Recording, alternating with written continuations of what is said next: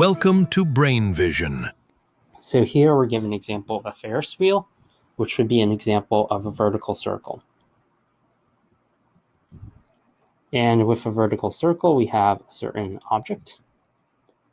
And it's important to remember that mainly we have two forces that are occurring.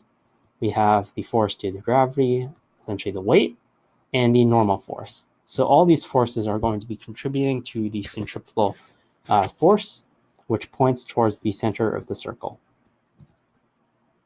So the centripetal force in this case, let's define this direction as positive, would be equivalent to the weight minus the normal force. We're given that the normal force is 1/4 of the weight, so our centripetal force is 3/4 the mass times the force of gravity.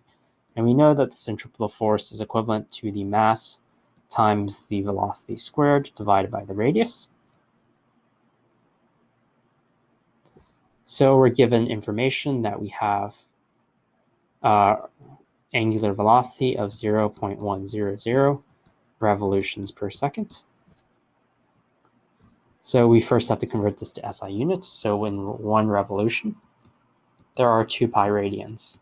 So we need this in terms of radians per second. And we can find that our angular rotation, 0.628 radians per second.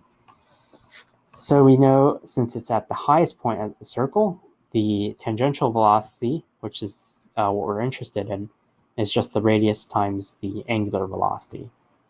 The masses cross out, so 3/4 force of gravity is equivalent to omega squared times the radius.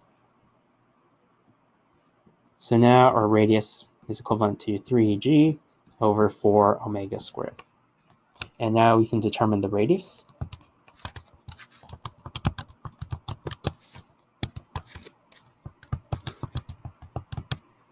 And we can find that the radius is equivalent to 18.6 meters.